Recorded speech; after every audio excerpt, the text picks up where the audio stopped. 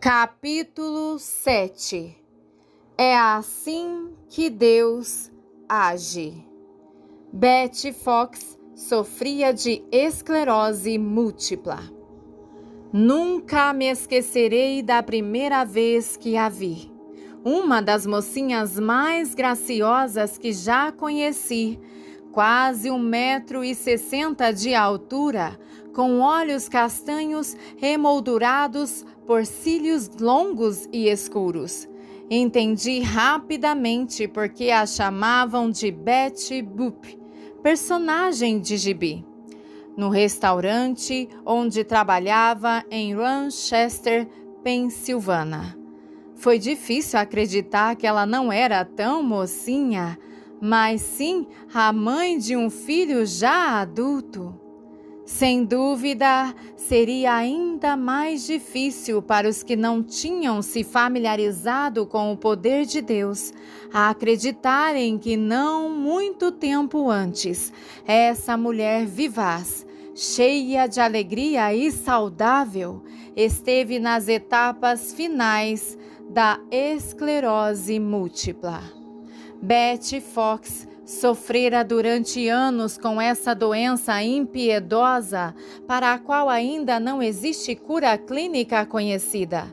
Trata-se de uma enfermidade que, a despeito de medicamentos paliativos e períodos de falsa melhoria que causam certo encorajamento, segue seu inexorável caminho progressivo, debilitando totalmente o paciente. Betty chegou a esse ponto já na primavera de 1950. Havia meses que não saía do seu apartamento no 4º andar, a não ser quando o marido a carregava no colo ao médico. Nessa época, ela ficou completamente incapaz de andar. Quando o marido estava em casa, ele cuidava de Betty e a carregava no colo como um nenê. Na ausência dele, ela engatinhava pelo chão até onde precisasse ir, mas mesmo assim não conseguia ir muito longe, pois seus braços já tinham se tornado quase inúteis. Sem dúvida, alguns dias eram um pouco melhores do que outros. É o aspecto característico dessa enfermidade, e ela, nos seus bons dias, sentia-se com alguma disposição, o que quer dizer que nesses dias conseguia, apoiando-se na perna de uma cadeira e na perna de outra, fazendo manobras tortuosas, andar uma distância maior. As pernas de Betty estavam sempre frias como gelo e sem sensibilidade alguma, da mesma forma que os braços até os cotovelos. Suas mãos eram inúteis, não conseguia segurar nada. Durante um longo tempo, precisou ser alimentada. Tarefa esta que vizinhas amigas revezaram-se para realizar todos os dias ao meio-dia, horário que o marido dela estava no trabalho. E quando tentavam me alimentar, lembra Betty, muitas vezes eu tremia tão intensamente que não conseguiam colocar a colher na minha boca. O diagnóstico de Betty nessa época era muito ruim. Além da esclerose múltipla, seu coração inspirava cuidados. O médico disse ao marido e ao filho de Betty que o coração dela não aguentaria por muito tempo os maus tratos que sofria com o constante entorpecimento que sua enfermidade causava. Em certo dia de abril, seu filho, que trabalhava no mercado Kroger, disse: "Mãe, que tal ir àqueles cultos no lado norte da cidade, onde Catherine Kuhlman está pregando?" Quando passo pelo auditório Carnegie, na ida e volta do serviço, vejo pessoas saírem andando até as ambulâncias nas quais tinham sido levadas aos cultos. Já vi pessoas andar carregando as suas muletas. Que tal ir e descobrir o que vai acontecer? Betty respondeu sem hesitação. Ora, querido, eu já sou um caso perdido. Todos os médicos dizem que não há absolutamente nada mais a fazer. Escute, mamãe, disse o filho com firmeza. Já vi pessoas serem levadas de maca e as vi sair andando. Se acontece assim com outras pessoas, pode acontecer com você também.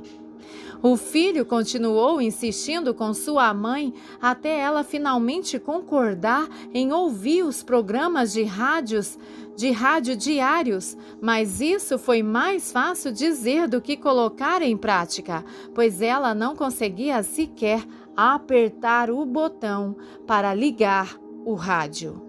Cada dia, antes de sair para o serviço, o marido a colocava no sofá ou numa cadeira confortável com o rádio ao seu lado. Mas ali ela era obrigada a ficar, incapaz de fazer qualquer coisa, até alguém chegar para ajudá-la. Numa sexta-feira pela manhã, no começo de maio, uma amiga passou na casa dela poucos minutos antes do horário do início do programa de cura. Betty, disse ela, enviei por carta um pedido de oração por você e quero que o escute hoje. Ela ligou o rádio para Betty e ficaram sentadas no sofá, ouvindo o programa, mas o nome de Betty não foi mencionado.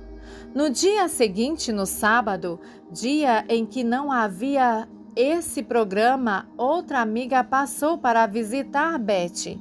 Elas estavam sentadas na sala conversando quando, de repente, aconteceu. Pensei que se tratava de mais uma das crises normais de tremedeira, relata Betty. Então comecei a tremer tão forte que me conscientizei que era algo totalmente diferente. Minha amiga ficou apavorada e voltou para casa. Ela me disse depois que pensou que eu estivesse morrendo. Fiquei com medo e comecei a arrastar-me através do sagão e ali encontrei minha cunhada que estava chegando para me visitar e ela me levou até a sala. Fiquei sentada ali, continua Betty, com um tremor tão intenso que imaginei que fosse cair aos pedaços, mas tremia de maneira muito diferente. Minha cunhada achou que talvez um cigarro me ajudasse, de modo que acendeu um e o passou para mim, mas simplesmente não consegui fumá-lo. Então, de repente, como se alguém tivesse desligado uma chave elétrica, parei de tremer. O sobrinho de Betty, um menininho de 3 anos de idade, estava na sala naquele momento e perguntou: "O que aconteceu, tia Betty? Por que você parou de tremer assim tão de repente?" Quando ele fez a pergunta, ela já sabia a resposta. Eu acho que Deus me curou, respondeu ela, e estava com razão. Naquele momento, Betty recebeu a cura. Nunca mais teria de sentir aquelas tremedeiras. Os braços recuperaram instantaneamente a sensibilidade normal, da mesma forma que as pernas. Ela imediatamente recobrou o pleno uso das suas mãos, sem o menor esforço. Inclinou-se e desligou o rádio e pegou do chão um livro que por acidente derrubara com toda a agitação. Somente em um aspecto sua cura não foi instantânea. Precisei aprender a andar novamente, diz ela, e como uma criança aprendi a subir e descer escadas, mas isso não demorou muito tempo. Beth ficou tão emocionada com o que aconteceu que convidou todas as pessoas naquele prédio de apartamentos para virem vê-la, e quando em poucos dias conseguiu andar para cima e para baixo, todos os moradores que nunca antes a tinham visto andar ficaram perplexos, sem saber o que dizer. O médico, que a examinara exatamente 4 semanas antes da sua cura, ficou estarrecido quando ela entrou andando no seu consultório no final de certa tarde. Estando ela com sua coordenação perfeita e, conforme ficou evidente, capaz de fazer todo e qualquer movimento com o corpo, pois ela lhe contou que naquele dia limpara a casa, lavara e passara as roupas e por 2 horas trabalhou no jardim.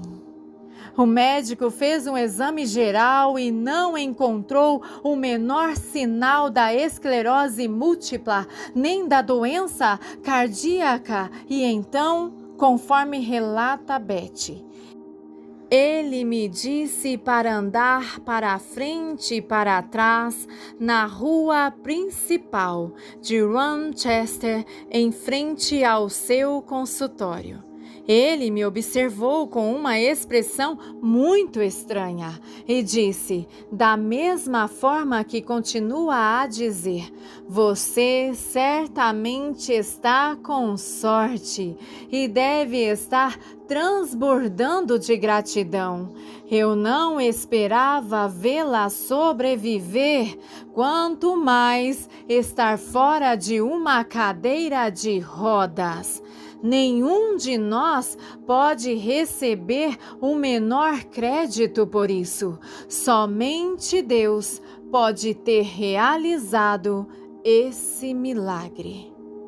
Beth tinha plena consciência disso e, profundamente grata a Deus, aceitou a Jesus como seu Salvador e lhe entregou seu coração e sua vida para que ele usasse em seu serviço.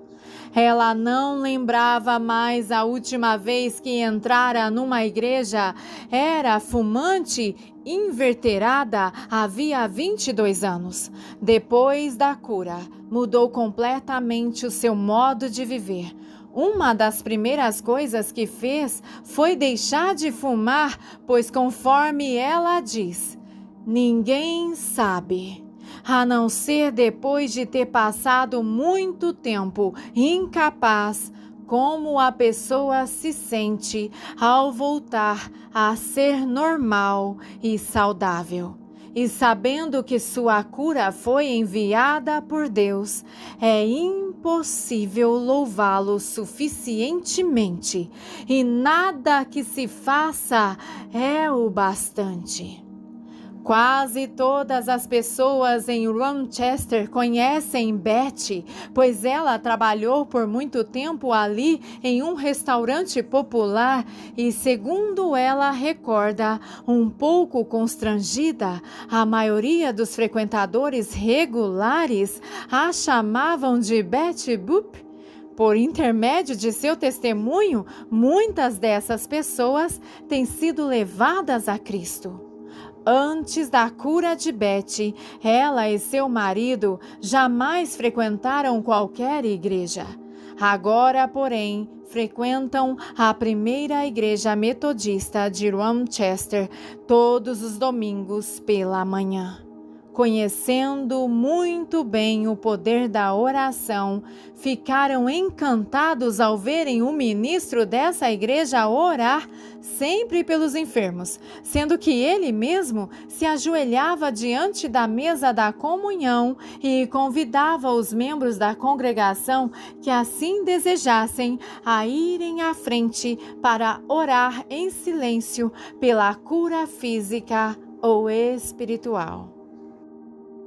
O ministro visitou a família Fox depois deles irem à igreja por algumas semanas para convidá-los a afiliar-se à igreja. Conforme diz Betty, meu marido, tanto quanto eu, testemunha com entusiasmo a respeito da minha cura, e ele quase não conseguiu conter essa alegria ao contar tudo ao reverendo Stump.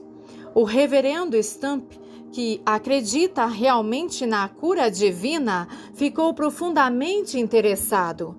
No domingo seguinte, ele fez um questionário no boletim da igreja e distribuiu durante o culto. Pediu que fosse preenchido e colocado na bandeja da oferta.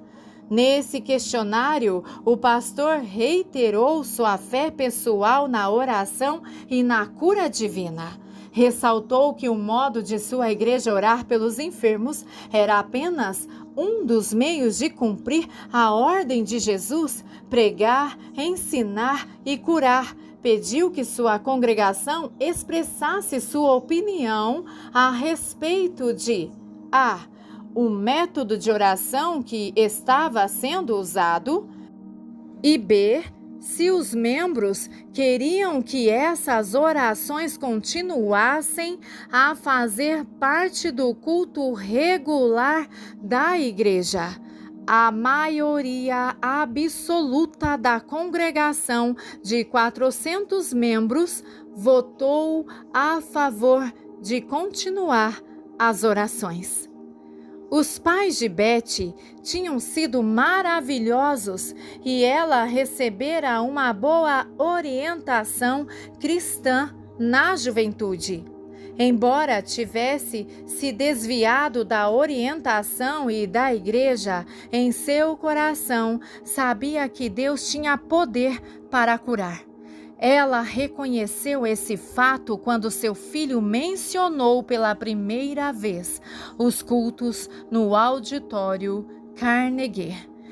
Betty afirma: não imaginava, no entanto, que ele me curaria porque não me considerava merecedora e sabia que não estava vivendo corretamente. Mas enganei-me. Deus, na sua misericórdia, realmente me curou. Se Betty soubesse mais a respeito de Deus antes de ser curada, nunca teria cometido o erro inicial de pensar que ele se recusaria a curá-la porque ela não era digna. Você já imaginou como Deus é realmente? A única revelação perfeita que Deus fez de si mesmo, Ele a fez através de Jesus Cristo. E se você quiser olhar para Deus por intermédio de Jesus Cristo, saberá que tipo de Deus Ele é realmente. Pois Jesus disse: quem me vê, vê ao Pai. João 14:9. Você já ouviu o relato a respeito da vida de Bartimeu, o cego mendigo, que estava sentado à beira do caminho quando Jesus passou? A multidão não deu a mínima atenção àquele mendigo, a não ser quando ele começou a exclamar: Jesus, filho de Davi, tem misericórdia de mim. Os discípulos o repreenderam com energia, mas o mestre ternamente o chamou e lhe disse: Bartimeu, está recuperada a sua visão. É assim que Deus age. Você percebeu a sua compaixão pela multidão faminta, que era como ovelhas sem pastor? Jesus disse: Tenho compaixão da multidão, porque já estão comigo faz 3 dias e não tenho o que comer. Não os despedirei em jejum, para não desmaiarem pelo caminho. É assim que Deus age. Você o viu chorar de compaixão por causa de Jerusalém? Se você pensar que Deus é vingativo e se agrada em deixar um homem ir para o inferno, você não conhece Deus. Observe seu coração transbordar de misericórdia, ternura e compaixão quando ele exclama: Quantas vezes eu quis reunir os teus filhos, como a galinha reúne os seus pintinhos debaixo das suas asas, mas não quiseste. Deus é assim. Você ouviu Jesus falar à pobre mulher com a mancha escarlate de pecado na sua alma, a mulher que foi pega em flagrante adultério, a prostituta arrastada pelos seus acusadores diante da presença dele? A multidão queria apedrejá-la, mas Jesus disse: Vá em paz e não peque mais. Deus é assim. Uma única palavra caracteriza a pessoa de Deus. Tudo quanto você precisa fazer é juntar 4 letras e escrevê-las repetidas vezes do começo ao fim. A palavra amor. E é assim que Deus é. Lembra-se de Bete, aquela jovem mulher com seu corpinho frágil, atormentada de dores por causa da implacável esclerose múltipla? Uma mulher que não ia à igreja por muitos anos, que nunca realmente servira a Deus um único dia da sua vida, tão ignorante no tocante às coisas espirituais que, quando o poder de Deus veio sobre o seu corpo, a cunhada, querendo ajudar, acendeu um cigarro e o colocou em sua boca de mulher sofredora, imaginando que isso fizesse cessar a tremedeira. O Mestre, na sua terna misericórdia e com sua grande compaixão, tocou naquele corpo e o restaurou.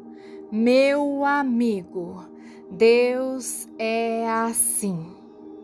Um Deus que compreende, um Deus que conhece cada uma das nossas fraquezas, cada uma das nossas falhas, cada um dos nossos pecados. No entanto, Ele continua a nos amar e a derramar a sua misericórdia sobre nós. Ele nos ama, não porque somos fracos, não por causa dos nossos fracassos, não por causa dos nossos pecados, mas porque somos os seus filhos, e Ele ama cada um de nós como se fosse o seu filho único. Naquele momento, Deus honrou a fé singela, a simples confiança de Betty Fox, que ousou estender a mão desamparada para tocar naquele que tem todo o poder no céu e na terra. Quando sua fé entrou em contato com Deus, algo aconteceu. Algo sempre acontece quando a fé singela encontra-se com Deus. Quando o poder de Deus passou pelo corpo de Betty Fox, faltavam os conhecimentos espirituais a ela, que não tinha a menor ideia de que o poder sobrenatural de Deus fluía em seu corpo. Ela jamais vira pessoa alguma curada pelo poder de Deus, jamais em sua vida vira um milagre e nunca chegara a me ver. Ela viu Deus e isso lhe bastava. Algumas semanas atrás, exatamente 10 anos e 7 meses depois da sua cura, Betty voltou a um dos médicos que consultara. Ele constatou sua excelente saúde, sem sinais da esclerose múltipla. E o médico lhe disse: nenhum simples período de melhora jamais chegou a durar tanto tempo, e não há o mínimo sinal de que você já teve essa enfermidade. O bom Senhor cuidou de você quando nós não conseguimos fazê-lo. É assim que Deus age. Aleluia. Glórias a Deus. Amém.